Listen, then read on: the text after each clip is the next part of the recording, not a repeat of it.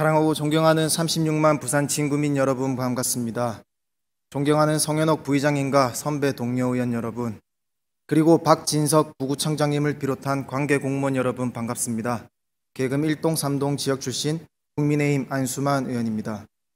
먼저 오늘 이 자리를 통해 우리 구정의 전반적인 흐름을 뒤집어보고 앞으로 나아가야 할 방향을 함께 고민할 수 있음에 깊은 감사의 뜻을 전합니다. 아울러 지역 현안 해결을 위해 밤낮 없이 헌신하고 계신 집행부 공무원 여러분들의 노고에 진심 어린 감사의 말씀을 드리며 구정 질문을 시작하도록 하겠습니다.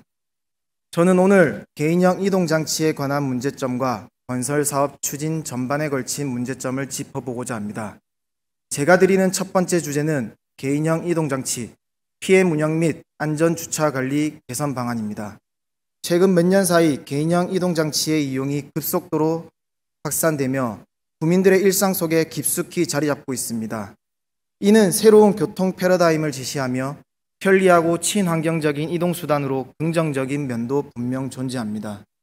하지만 그 이면에는 안전모 미착용으로 인한 사고의 위험, 보행자와의 충돌, 무단 방치로 인한 보행 불편 및 도시 미관 훼손 등 다양한 문제가 발생하고 있습니다. 특히 우리 군은 유동인구가 많고 보행 중심의 생활권이 형성되어 있어 이러한 문제들이 구민의 안전과 삶의 질에 직접적으로 영향을 미치고 있습니다. 부산 진구의 PM 운영 대수는 2022년 대비 약 369% 대폭 증가하였습니다. 서울연구원 조사에 따르면 PM 이용의 가장 큰 이유는 편리성입니다. 현행법상 PM 운행 시 안전모 착용은 의무이며 미착용 시 2만 원의 범칙금이 부과되고 있습니다.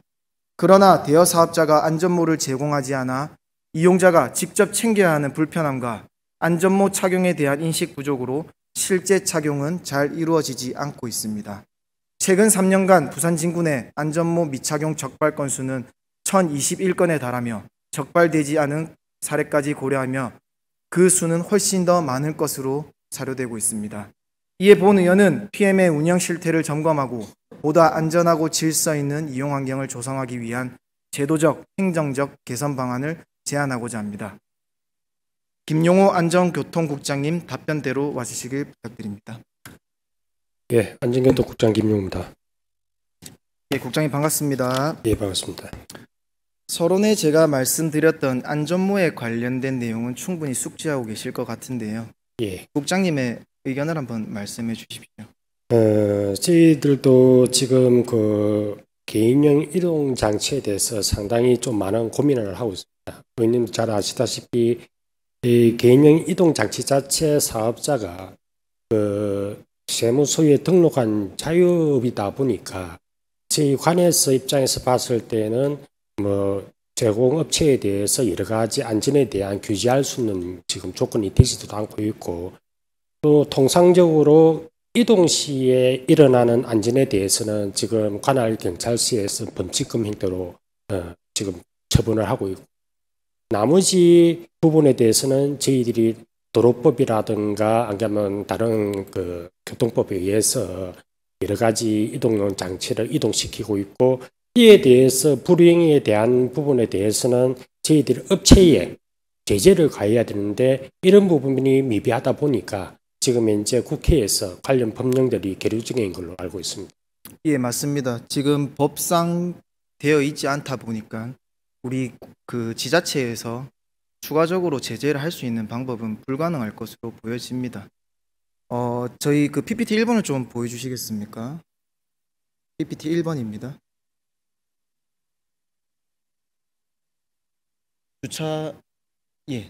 우리 구청에서 이제 설치한 주차 구역입니다. 그 보시면 아시겠지만 그냥 주차 구역만 덜렁 만들어 놨죠. 주차되어 있는 그 PM도 보이지만 그냥 PM만 있습니다. 그 헬멧에 관련된 내용은 아무것도 없습니다. 저희가 제재는 할 수는 없지만 어떻게 그 제한이나 이런 거는 충분히 가능할 거로 저는 생각을 하고요. 그 PM을 이용하는 제일 큰 장점이 무엇이라고 생각하십니까? 제가 볼 때는 젊은 층이 아무래도 편의적으로 이용한다는 부분에서 또 다루기 쉽고 그런 부분에 대해서 저희들이 잘 이용하고 있다고 그렇게 생각합니다. 예, PPT 2번 한번 보여주십시오. 예, 맞습니다. 1번이 편리성, 그리고 뭐 빠르게 이동한다, 그리고 뭐 근처까지 편리하게 이용 가능하다, 이런 것입니다. 그래서 이제 편리하다 보니 이 안전모에 대한 책임을 이용자에게 지금 주고 있습니다. 근데 제일 큰 장점인 그 편리성을 그렇게 되면은 그 이용자가 헬멧을 들고 다녀야 되는 상황이 생기지 않습니까? 그럼 이 편리성에 대한 장점이 아예 사라져 버립니다.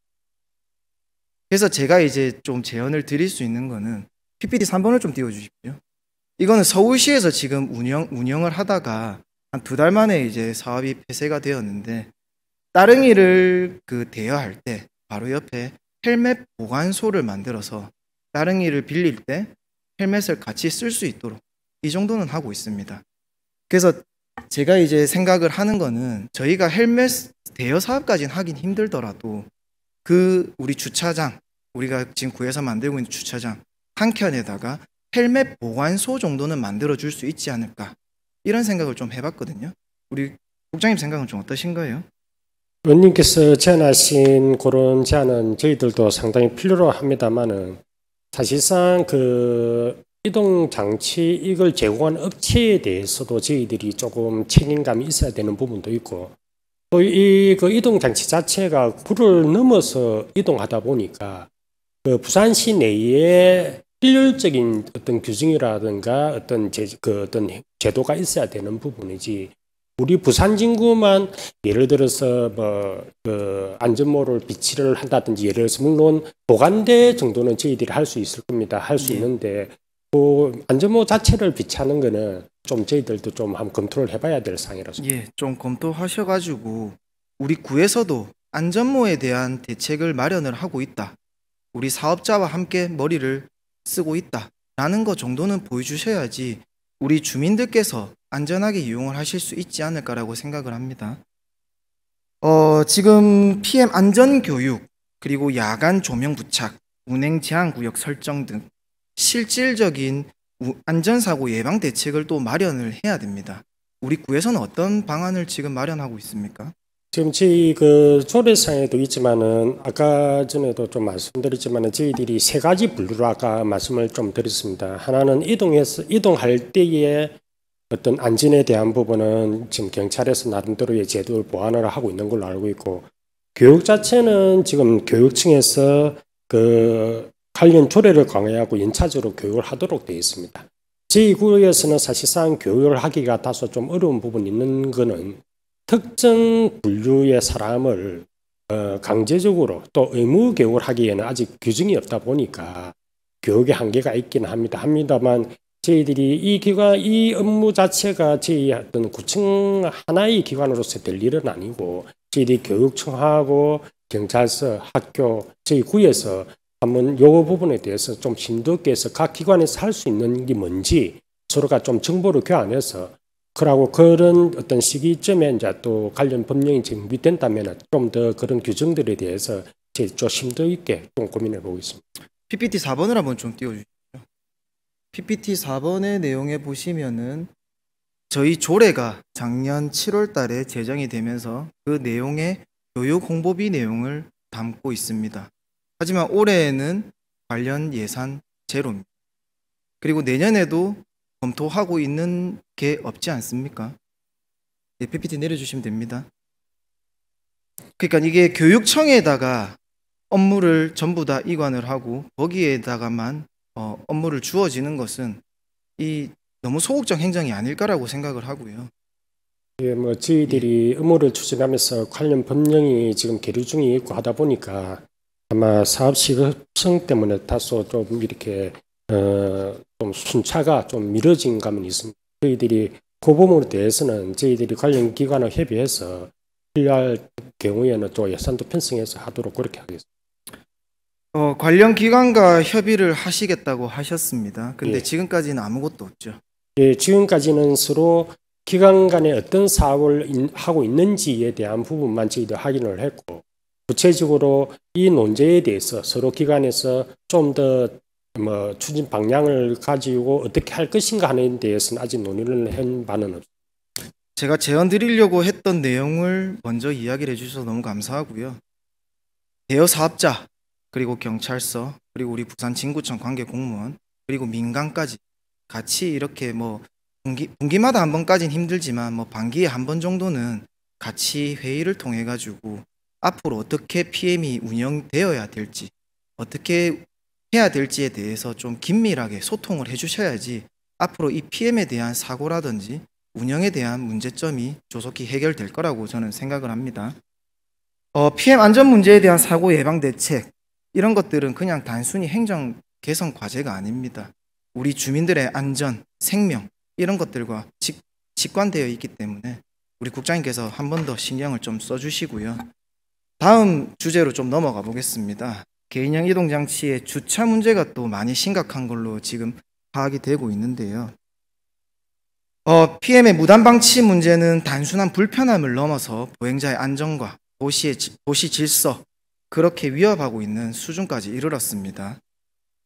작년 7월 달에 그 조례가 제정이 되고 난 이후부터 지금까지 약 710건의 민원이 접수되어 있는 것으로 자료를 받았습니다.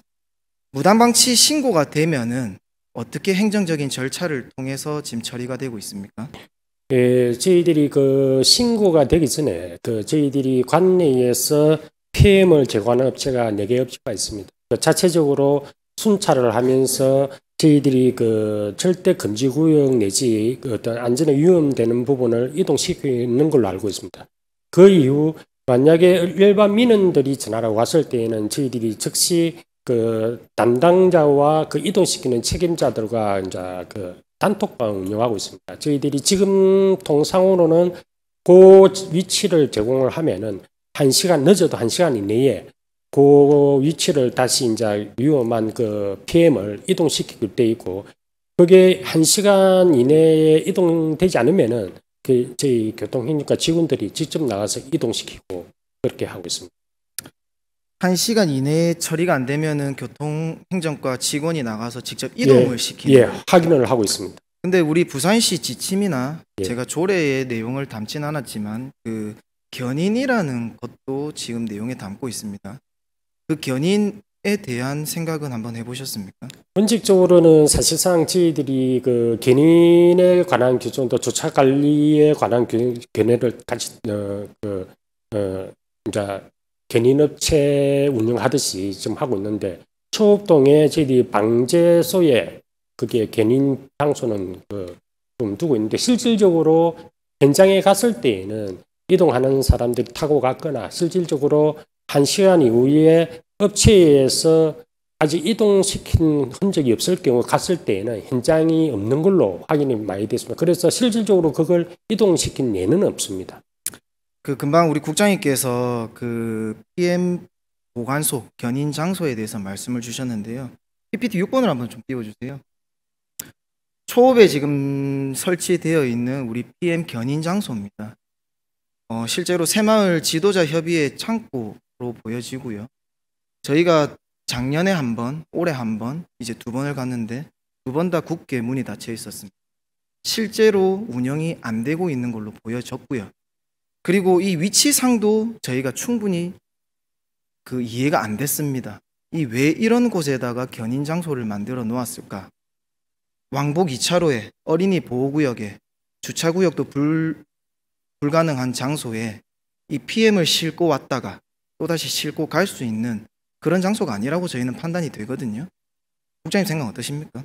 지금 장소는 저희들이 사실 적절하지 않다고 저희들 생각하고 있습니다. 다만 지금 현재의 저희들이 그 견인할 정도까지는 아직까지 뭐 인력이나 이렇게 투입되지 않은 상황이었고, 실질적으로 민원 신고 들어왔을 때 저희들이 현장에 나갔을 때 견인된 사례는 거의 없습니다. 지금 현재 4개 업체에서 현재까지는 나름대로 기동성 있게 그 견인 자체적으로 견인을 하고 있기 때문에 못는데, 만약에 그런 앞으로의 제도가 어떤 식으로 제도가 운영될지는 모르겠지만은 견인이 꼭 필요하거나 필요하다고 만약에 된다면은 저희들이 별도의 장소 물색을 해서 따로 보관소를 마련하도록 그렇게. 2022년 대비 약 400%의 PM 대수가 늘었습니다. 앞으로 더 늘 예정이지 않겠습니까? 그러면 업체에서 그냥 뭐 이동한다, 그걸로 할 수 있는 방법은 거의 좀 불가능해 보입니다. 그래서 견인을 할 수 있는 우리 조례상에 그 검토가 되어 있으니 이 부분에 대해서 정확하게 좀 할 수 있도록 만들어 주셨으면 하고요. 어느 정도의 제재가 있어야지 우리 시민들 의식도 함께 향상될 수 있다라고 저는 생각을 합니다. 그리고 지금 PM이 실제로 그 민원이 들어왔을 때 국민신문고로 들어왔으면 사진이 있을 거고요. 뭐 전화로 유선상으로 민원이 들어온다면은 뭐 위치라든지 그런 걸 유선상으로 받을 거 아닙니까? 예. 그러면 그거에 대한 피드백은 어떻게 주고 있습니까? 지금 제가 막 구체적으로는 그 좀 확인을 해봐야 되겠지만 일반적으로 국민신고라든가 아니면 전화가 왔을 때에는 그 내용을 저희들이 바로 업체에 연락을 하고 그 기동하는 분들이 그 이동시키고 나면은 거기에 전후 사진을 받게끔 되어 있습니다. 그 전후 사진 받은 걸 다시 저희들이 민원한테 제공하는 걸로 그렇게 되어 있습니다. 그 지금 소통은 어떤 방식으로 지금 하고 있습니까? 대여 좀 사업자 단톡으로 하고 있습니다. 우리 카톡으로 하고 단체 대화방으로 운영하고 있습니다. 제가 지금 좀 보면서 좀 독특했던 게 이 소통하는 창구가 카카오톡이다. 뭐 우리 카카오톡이 워낙 잘 되어 있으니 그게 어떻게 보면 제일 현실성 있다라고 판단을 하셨을 것 같습니다.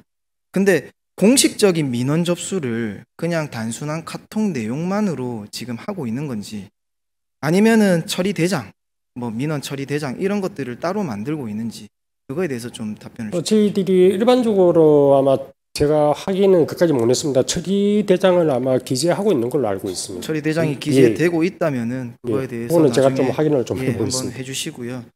만약에 처리 대장이 없다면은 이거는 좀 중차대한 큰 일이라고 저는 생각을 합니다. 지금 그 PM 대수가 계속 늘어나고 있고 이에 대한 민원도 계속 늘어나고 있다면은 어느 구역에서 어떻게 문제가 생기고 어떤 구역이 주차 때문에 문제가 민원이 많이 발생되는지 그런 데이터들이 만들어져야 된다라고 생각을 하거든요. 근데 그런 데이터 없이 그냥 처리 대장 없이 그냥 민원 해결에만 치우친다라는 것은 저는 옳지 못한 행정이라고 저는 생각을 합니다. 저희들이 그 실무진한테 저희들이 이번 고정 질문 때문에 물어봤을 때에는 대학교 근처 전포동이라든가 양정역 지하철역 동의대 입구 이렇게 대학교 근처에 PM이 많은 걸로 그렇게 파악을 하고 있습니다. 그래서 그런 부분에 대해서는 물론 PM에 제공하는 업체에서도 집중적으로 순찰하겠지만은 저희 그 교통과에서도 관리하는 부서에서도 좀 더 그런 데 순찰을 해서 주민 안전에 도움이 되도록 그렇게 하겠습니다. 저도 이번 기회를 통해 가지고 그 한번 렌트를 한번 해봤습니다. 근데 뭐 방법이 되게 쉽더라고요.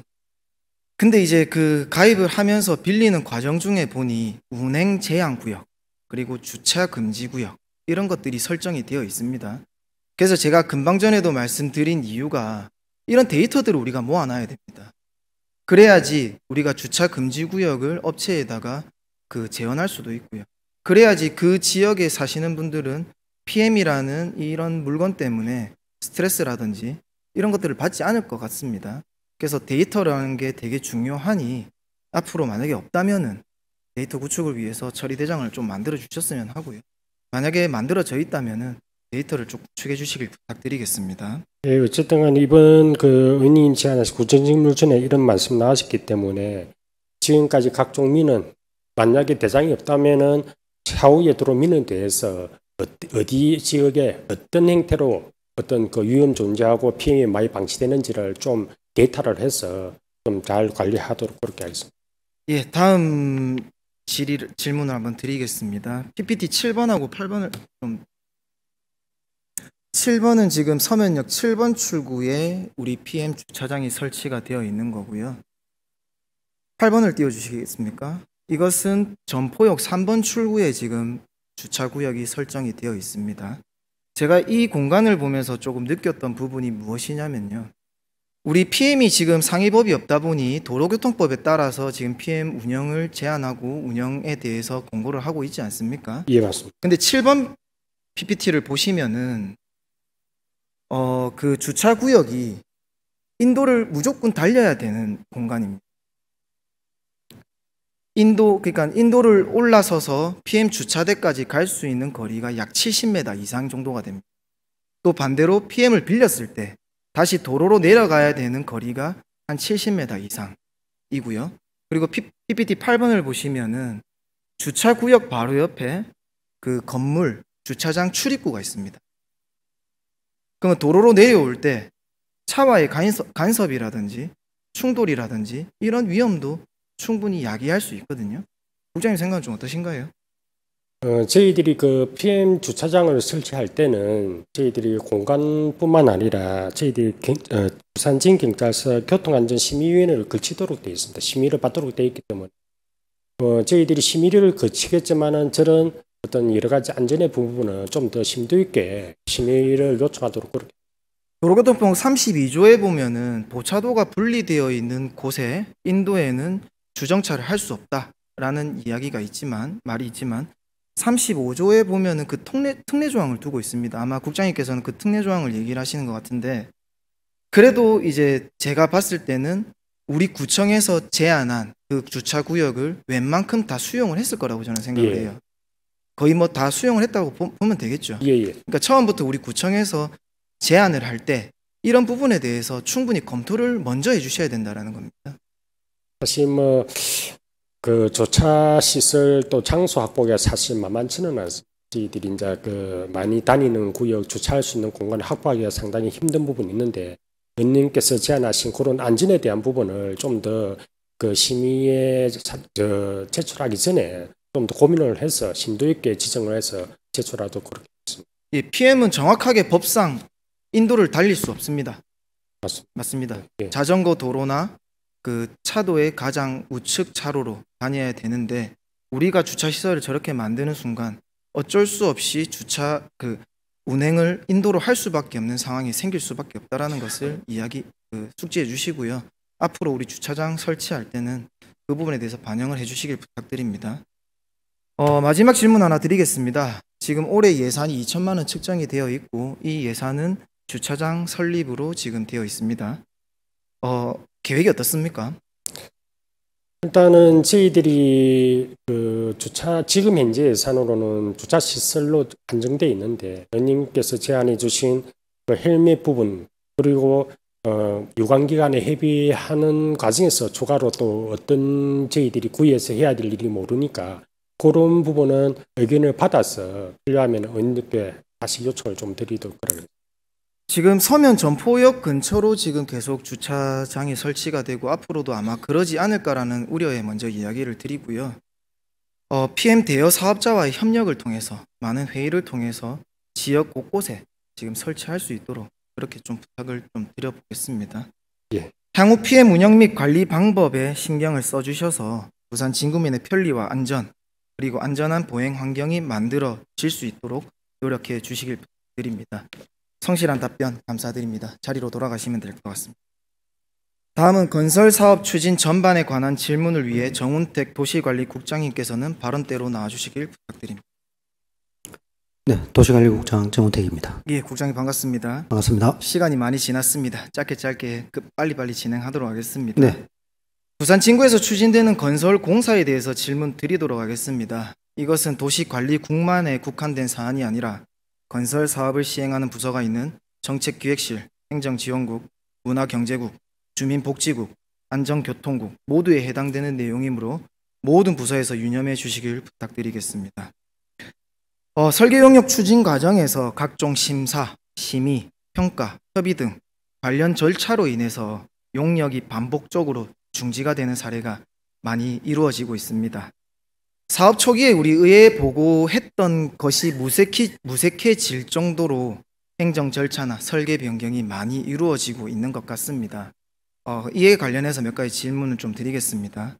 초기 단계에서 의회에 상정하는 공유재산 관리 계획 심사나 아니면 예산안 주요 사업 설명서에 기재되는 설계 용역의 기간과 공사 기간 이런 것들은 어느 부서에서 주로 다루고 있습니까? 보통 그 사업을 계획하는 사업부서에서 그 용도 및 규모를 감안한 유사 사례를 기준으로 그렇게 산정하는 것으로 알고 있습니다. 지금 훨씬 더 길게 사업이 진행이 되고 있고요. 이로 인해 예산도 더 많이 지금 투입이 되고 있는 게 현실입니다. 이 부분을 개선할 수 있는 방안은 없습니까? 사실은 그 건축기획이나 그다음에 공공건축가 자문, 그다음에 그 알고 계시다시피 그 베리어 펄이라고 BF 인정 이런 행정 절차가 사실은 많이 늘어남에 따라 가지고 사업 기간이 길어지고 있는 게 사실은 사실입니다. 그래서 이런 부분을 좀 더 그 사업 기간에 반영할 수 있는 방안을 사업부서하고 협의해서 반영 가능한지 검토해 보도록 하겠습니다. 일단은 뭐 현장 공사 같은 경우에는 현장 여건에 따라서 뭐 좌지우지하기 때문에 공사가 뒤로 딜레이도 될 수 있고 이런 거 충분히 이해는 합니다. 하지만 설계 용역만큼은 제일 처음에 보고했던 기간, 예산 이 정도에 대해서 거의 맞춰야 되는데 이마저도 조금 힘들어 보이거든요.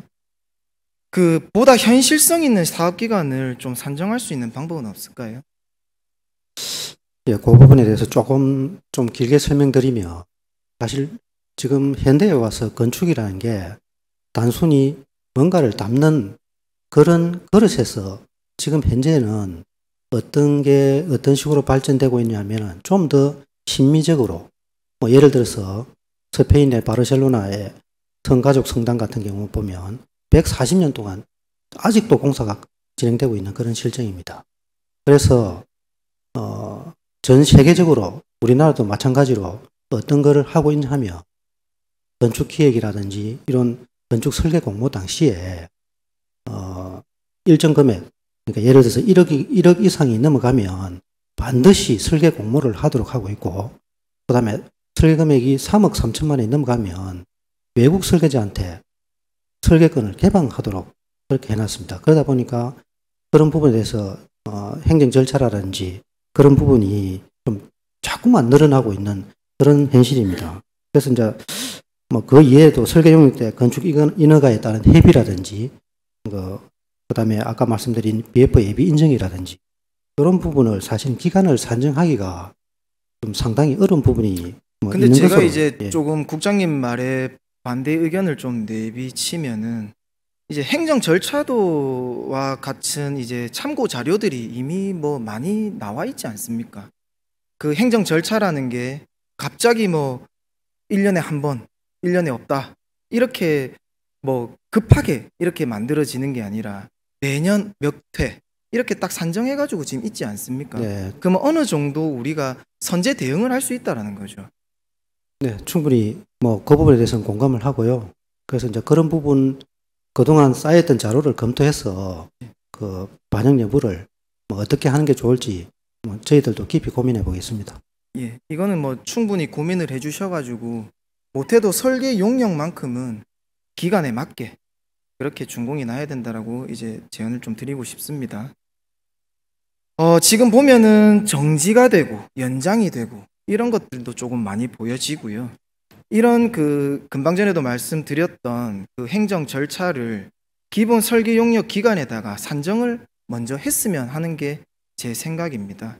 그리고 그 기관에 따라서 부득이하게 행정 절차가 미루어지거나 그럴 때만 뭐 공사 그 연장이라든지 일시 정지에 그 특혜를 좀 줄 수 있으면 좋을 것 같다라는 생각을 하거든요. 이 부분에 대해서는 어떻게 생각하시나요? 네, 말씀하신 바와 같이 행정 소요 기간을 저희들이 예측하거나 단정하기는 사실은 뭐 쉽지는 않습니다만은 한번 말씀하신 것처럼 그 데이터를 기반으로 해서 최소 기간은 반영하고 또 그게 넘어가는 부분에 대해서만 일정 부분 용역을 연장시키는 그런 부분도 저희들이 강구해 보겠습니다. 지금 행정 절차는 그 설계 용역 기간에 반영이 안 되고 있는 게 사실인 거죠. 그렇습니다. 그 부분에 대해서도 좀 챙겨봐 주시길 부탁드립니다. 네. 설계 용역은 과업 달성이 목적입니다. 뭐 기간이 길어진다고 해갖고 예산이 늘어나는 것도 아니고요. 그러니까 이런 것들은 자체적으로 점검을 하셔가지고 제대로 된 설계 용역 기간이 산정이 될 수 있도록 부탁드리겠습니다. 다음은 공사 기간에 대한 질문을 좀 드리겠습니다. 지금 그 공공건설공사의 공사기간 산정 기준에 따르면은 발주청은 설계자로 하여금 공사기간을 산정하게 하고 그 근거를 성과품으로 제출받아야 합니다. 라고 되어 있습니다. 하지만 그 우리 실제로 제출된 자료를 보면은 산정 근거가 충분히 제시되지 않고 있고요. 그리고 일부 부서에서는 공사기간 산정표와 예정 공정표의 구분이 미흡한 상태로 자료가 제출되고 있는 것도 대부분이었습니다. 좀 전에 국장님께서 말씀하셨던 기획 단계에서 부산시에 검토서를 제출을 합니다. 그 검토서에는 공사기간을 산정해가지고 제출하는 걸로 되어 있는데 실질적으로는 이 제출 서류가 제대로 되지 않고 있다라는 말씀을 먼저 드리겠습니다. 전문 분야가 아니다 보니까 우리 발주부서, 우리 사업부서에서 이 부분에 대해서 되게 애로사항을 느끼고 있는 게 사실입니다. 이 부분에 대해서 국장님께서 한번 말씀해 주시죠. 예, 뭐 충분히 공감은 하고요. 금방 말씀하신 공사 기준, 산정 기준, 예, 그런 부분이 좀 더 저희 직원들이 숙지하고 또 그런 부분에 대해서 좀 더 공유될 수 있도록 저희들 직원 역량 강화를 위해서 좀 더 노력하겠습니다. 입찰 공고 시에도 우리 공사 기간이 명시가 되고 있죠. 네, 그게 이제 저번에 의원님께서 저희 국에 자료 요청한 그 서류를 보고 검토를 해봤습니다만은 저희들이 지방계약법이나 국가계약법상 입찰 시에 입찰자에게 설계서를 공개토록 하고 있습니다. 그런데 국가계약법상에는 설계서에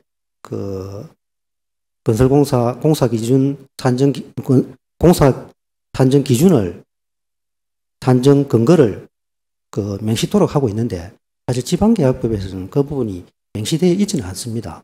그런데 저희들이 이제 검토를 해보니 입찰자의 편의를 위해서라도 말씀하신 산정 근거를 공개하는 것이 좀 어떻겠느냐 하는 고민을 깊게 해봤고 또 그런 부분은 향후에 우리 구 입찰 시에는 그런 부분을 공개하는 것도 한번 적극 검토해 보겠습니다. 예, 그 정도는 공개를 해주셔야지 입찰자가 정확하게 이 공사에 대한 작업 이해도라든지 아니면 사업의 수행 능력이라든지 그런 것들을 충분히 따져보고 입찰을 할 수 있다라고 저는 생각을 하거든요. 그 부분에 대해서 좀 생각을 해주시고요. 그리고 공사기간 산정을 함에 있어가지고 지금 비작업 일수는 우리 공사기간에 포함이 되고 있지 않죠? 네, 그렇습니다. 이 비작업 일수는 대충 어떤 건지 설명해 주실 수 있습니까? 그게 이제 공사마다 조금씩 틀리기 때문에 예를 들어서 모기가 있다든지 혹서기가 있다든지 이런 이제 예측하기 불가능한 그런 부분을 비작업 일수라고 할 수 있겠습니다. 예측하기 불가능하다라고 말씀을 하셨는데 지금 기상청 통계 자료를 근거로 해가지고 계산을 충분히 할 수 있습니다. 그래서 제가 드리는 말은 비작업 일수를 공사 기간에 어느 정도는 충분히 넣어 주셔야 돼요. 그래야지 공사 기간이 늘어남에 따라서 우리가 충분히 이야기할 수 있는 왜 불필요한 공사를 이렇게까지 늘리고 있냐, 왜 공사 기간 연장을 이렇게 요구를 하느냐, 그거에 대한 우리가 대항력이 생길 수 있습니다. 그래서 최소한의 우리 기상청에서 내고 있는 통계 자료를 바탕으로 공사 기간에 비작업 일수를 좀 포함시켰으면 하는 게 제 생각입니다. 이 부분에 대해서 말씀 주십시오. 공사기간 산정 근거를 제시할 때 저희들 산정할 때 그 부분을 충분히 고려해서 산정을 하도록 하겠습니다. 예. 그리고 시공자와 감리자에 대해서 좀 몇 가지 좀 질문을 좀 드리겠습니다. 지금 현장에서는 여러 가지 이유 때문에 공사 기간이 연장이 되는 것도 있고요. 일시 정지되는 경우도 있습니다. 근데 공사 지연의 귀책 사유가 계약 상대자에게 있는 경우에는 지연 배상금이라든지 벌점이라든지 손해배상 청구가 있습니다. 근데 제가 받아본 2021년 이후의 자료는 2023년에 한 건, 2024년에 한 건 이렇게 두 가지밖에 없습니다. 왜 이렇게 작을까요? 말씀하신 것처럼 공사기간 연장하는 사유는 여러 가지가 있을 겁니다. 예를 들어서 발주처가 요구하는 경우도 있고 그 다음에 예측하기 어려운 기상 변화, 그 다음에 지하 상태 이런 부분이 아마 있을 것입니다. 말씀하신 것처럼 시공사 잘못으로 공사기간이 연장되었을 경우에는 지연 배상금을 부과합니다. 금방 말씀하신 두 건, 그 두 건은 시공사 잘못으로 공사기간을 맞추지 못해서 지연 배상금을 부과한 게 아닌가 그렇게 판단됩니다. 지금 일전에 이제 흘러왔던 내용 우리 공공 건축물 건설 과정을 보면요. 연장이 되고 지연이 되고 했던 것들을 전부 다 감리가 어느 정도 묵인을 해주고 서류를 만들어주고 우리 구청과의 협의를 통해 가지고 합법적으로 공기가 연장이 되는 경우가 부지기수였던 것 같습니다. 이 부분에 대해서도 좀 우리 감리에 대한 또 부가 대상도 있어야 된다라고 저는 생각을 하거든요. 근데 또 그 부분은 또 전혀 없어요. 시공사가 부주의해가지고 부득이해가지고 공기가 연장이 되었다. 그러면 그동안 있었던 감리는 무엇을 했느냐?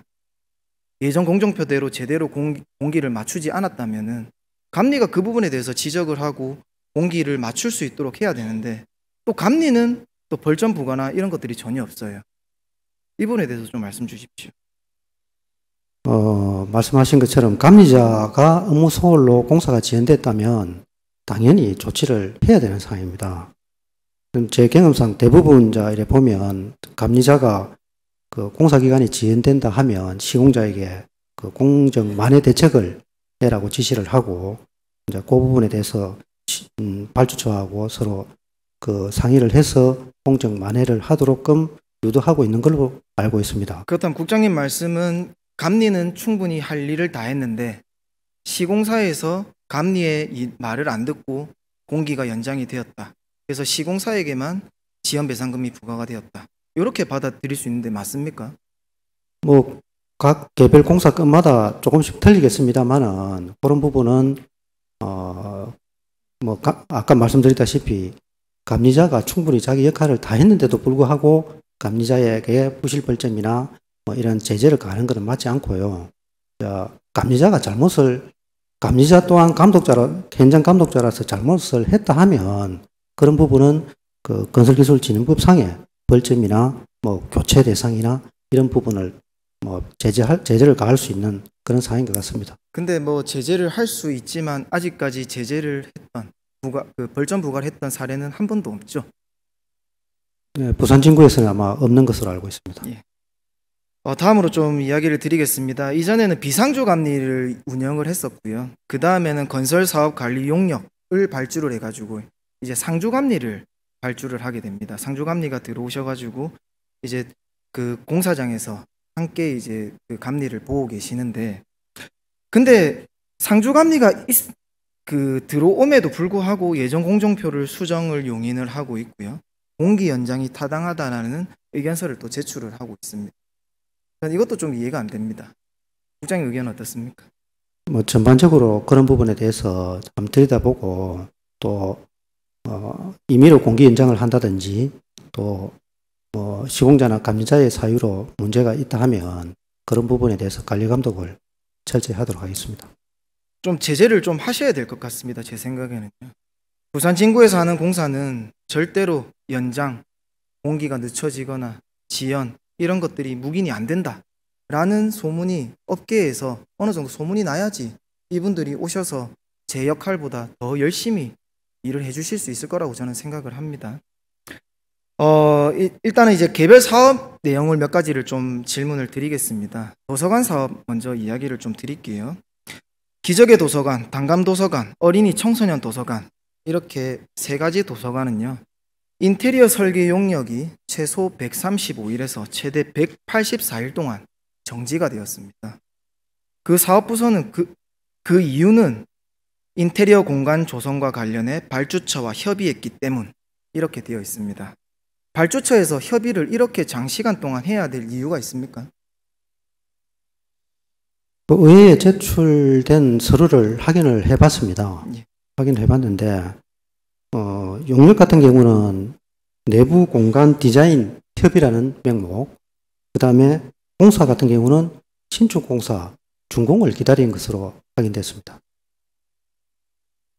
인테리어 공사 용역을 준공을 기다려서 일부러 딜레이를 시켰다. 그거는 좀 이해가 안 되지 않습니까? 일단 인테리어 공사라는 게 건축 공사 준공 이후에 이루어지는 공사다 보니 그리 했던 거 아닌가라 생각됩니다. 용역은 먼저 끝내놓고 그 다음에 네. 공사가 준공이 나면 인테리어 공사가 들어가면 되지 않습니까? 네. 굳이 준공과 시간을 맞추기 위해서 일부러 지연을 그 공사를 일시 정지시킨다. 그거는 좀 납득이 되지 않는 뭐 내용입니다. 저희 국 소관사항은 아닙니다만은 서류 사항을 보면 좀 더 나은 디자인을 위한 조치지 않았나 그렇게 판단됩니다. 이게 뭐 한두 달이라면은 충분히 이해는 하지만 무려 6개월씩 이렇게 연장을 하고 있다라는 것은 조금 이해가 되지 않고요. 그리고 지금 건축 공사는 지금 우리 건축가에서 발주가 나가고 있고 인테리어 공사는 우리 주무부서에서 지금 발주가 나가고 있죠. 근데 지금 공사 지연 내용에 보면은 그 건축 공사와 인테리어 공사의 간섭 때문에 일시 정지를 하고 있는 경우도 있습니다. 이런 부분 해결할 수 있는 방법이 없습니까? 뭐 부서 간 유기적인 협조가 좀 부족하지 않았나 생각됩니다만 향후에는 부서 간에 유기적으로 협의해서 그런 부분이 없도록 개선책을 찾아보겠습니다.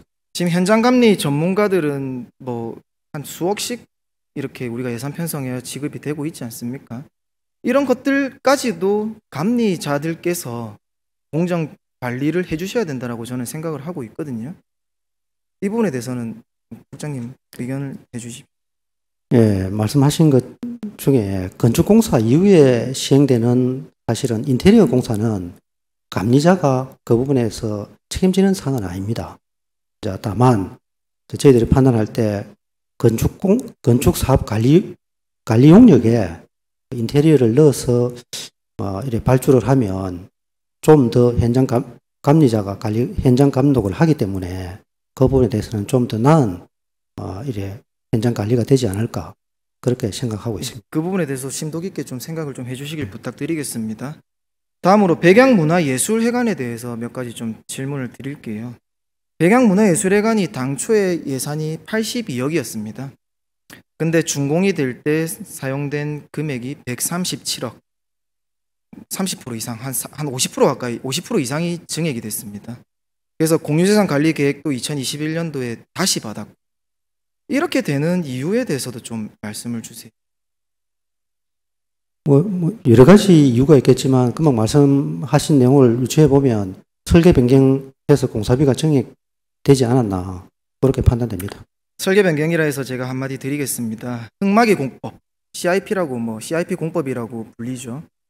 이 받은 자료를 보니 제일 처음에는 겹침 CIP에서 두 번째로는 일반 CIP로 변경을 하겠다라고 합니다. 그리고 그걸 다시 연속 CIP로 최종 변경을 합니다. 겹침 CIP나 연속 CIP는 거의 모양새가 얼추 비슷합니다. 조금의 차이는 있지만 이거를 겹침해서 일반으로 갔다가 다시 연속으로 옵니다. 이렇게 되는 과정에 대해서 좀 설명을 주시겠습니까?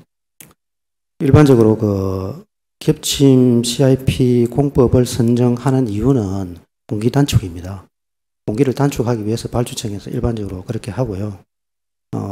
그 다음에 말씀하신 연속 CIP로 바꿨다고 말씀하셨는데 그 부분에 대해서는 현장 여건이나 그러니까 지하 여건을 모르는 상태에서 이제 그 설계를 하다 보니 아마 그렇게 되지 않았나 싶습니다. 근데 저희가 이제 받은 것은 이제 그 인접해 있는 건물이 노후되어 있고 사업지하고 매우 근접해 있다. 그래서 이제 CIP 공법을 바꾼다라고 되어 있는데 이 건물은 벌써 그 백양문화예술회관이 그 건물 지대가 철거가 되기 전부터 있었던 건물입니다. 그럼 실시 설계할 때부터 이 건물에 대해서 대응을 했었어야 되는데 이 부분에 대해서 대응을 하지 않고 나중에 돼서야 설계 변경을 하고 이 설계 변경을 하면서 건설사업관리 기술인의 근무 기간과 용역 기간이 2달이나 늘어납니다. 인건비가 2천만 원, 용역비가 1,700만 원. 또 아울러서 공법 변경이 되면서 공사비가 2억 원가량 증가되었습니다. 애초에 설계자가 실시 설계를 제대로 했다면은 이런 문제들은 생기지 않았을 것 같거든요. 네, 저희들이 제가 그 서류를 검토를 해봤는데 당초 설계자는 최종 변경된 연속 CIP 공법을 제시했던 걸로 그렇게 확인이 되었고 발주청에서 공기 단축을 근거로 겹침 CIP로 설계에 반영했던 것으로 알고 있고요. 그 다음에 제가 이제까지 경험상으로 보면 지하 굴착 심도가 같다는 조건에서 보면 겹침 CIP 공법이 연속 CIP 공법보다 사실은 비쌉니다.